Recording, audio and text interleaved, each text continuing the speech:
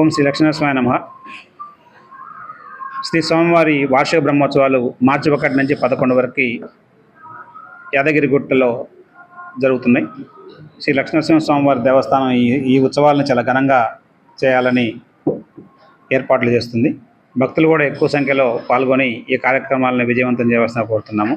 దీనికి సంబంధించి 1 నుంచి 11 తారీఖులో ముఖ్యమైన రోజులుగా గుర్తించేవాడు 7వ తారీఖు నాడు ఎదుర్కోలు ఉత్సవం ఉంటుంది, 8వ తారీఖు నాడు స్వామివారి కళ్యాణం ఉంటుంది, 9న రథోత్సవం ఉంటుంది, చివరి రోజు 11వ రోజు చక్రస్నానంతో ఉత్సవాలు ముగుస్తాయి.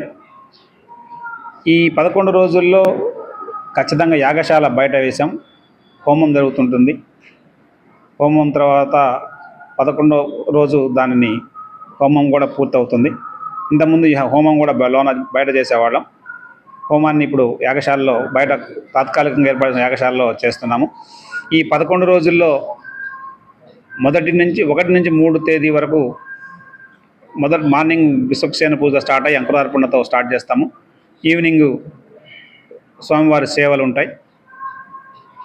వీటితో పాటు ఈ దేవాలయ ప్రాశస్త్యాన్ని, ఈ దేవాలయ ఉన్నతిని చూసి మేము ఈసారి సాంస్కృతిక ఉత్సవాలు ఘనంగా నిర్వహించాలని దేవస్థానం ప్రభుత్వానికి తెలియపరిస్తే ప్రభుత్వం కూడా అనుమతించింది. దాన్ని దృష్టిలో పెట్టుకొని 1 నుంచి 3వ తారీఖు వరకు ప్రముఖ ప్రవచనకర్త పద్మశ్రీ డాక్టర్ గరికపాటి నరసింహారావు గారు ఎర్రా ప్రకటస్తే రచించిన నృసింహ వైభవం మీద ప్రవచనం చెప్తారు.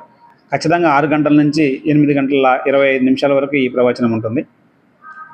4వ తారీఖు నాడు ప్రముఖ సంగీత దర్శకుడు మాధవపెద్ది సురేష్ గారిచే భక్తి సంగీత కాన్సర్ట్ ఉంటుంది. అది కూడా 2.5 గంటల కార్యక్రమం. 6 గంటల నుంచి 8 గంటల 25 నిమిషాల వరకు ఉంటుంది. 5 నాడు తేలు విజయ్ గారిచే భక్తి సంగీతం ఉంటుంది.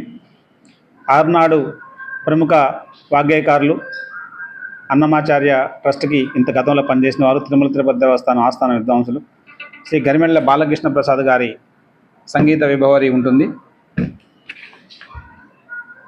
7వ తారీఖు నాడు స్వామివారికి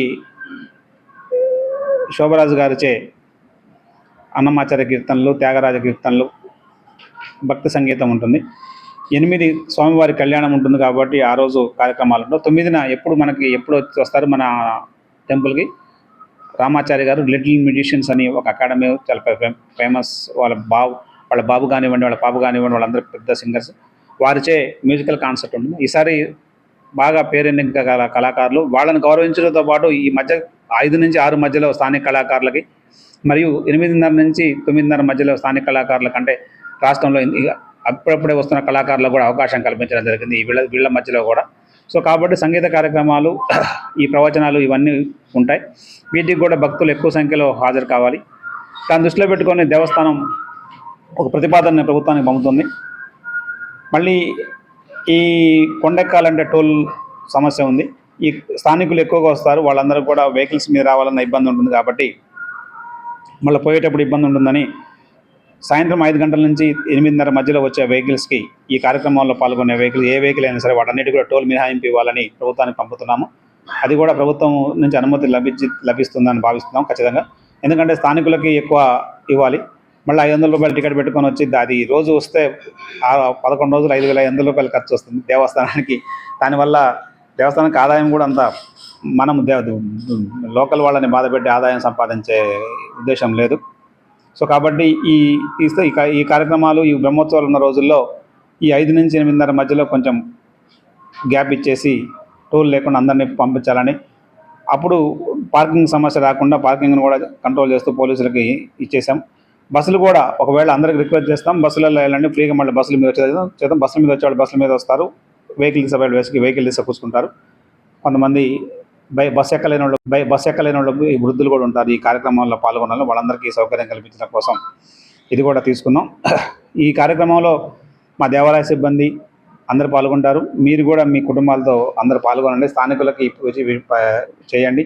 కళ్యాణానికి కూడా ఈసారి మీరు చూశారు, 1వ తారీఖు నుంచే కళ్యాణానికి వేసే డయాస్ వేసాం. అంటే భక్తులకి ఎటువంటి ఇబ్బంది లేకుండా ప్రశాంతంగా ఒకవైపు సాంస్కృతిక దైవ దర్శనం చేసుకొని ఒకవైపు సాంస్కృతిక కార్యక్రమాలు చూస్తూ మళ్ళీ దీని తర్వాత సేవల్లో కూడా పాల్గొనాలనేది మా ఉద్దేశం. గతంలో ఒక 8-9 ఏళ్ల క్రితం సేవలన్నీ కూడా 8:30 తర్వాతనే స్టార్ట్ అయ్యాయి. ఎందుకంటే భక్తులందరూ కూడా సేవలు దర్శనానికి వచ్చిన భక్తులు ఈవినింగ్ ఉండేవాళ్ళు కాదు. ఎక్కువ స్థానిక భక్తులు పార్టిసిపేట్ అయ్యి ఈ సేవల్లో పార్టిసిపేట్ అయ్యేవాళ్ళు.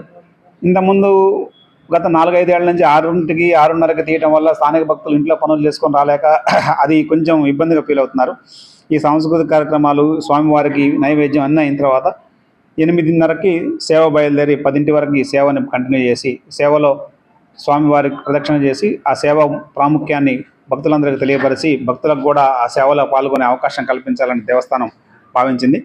ఈ ప్రతిపాదనను కూడా ప్రభుత్వానికి పంపి దీన్ని కూడా తీసుకుంటున్నాం. ఇది ముఖ్యంగా భక్తులు ఎక్కువ పార్టిసిపేషన్ కావాలనే ఉద్దేశంతో ఈ సేవల్ని చేస్తున్నాం.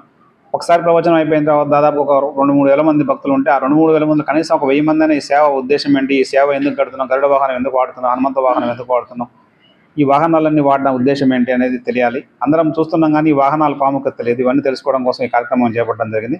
కాబట్టి ఈ బ్రహ్మోత్సవాలు ఎక్కువ సంఖ్యలో పాల్గొని భక్తులతో పాటు స్థానికులు అందరూ పాల్గొని విజయవంతం చేయవలసిందిగా కోరుతున్నాము. ఓం శ్రీ లక్ష్మీ నరసింహాయ నమః.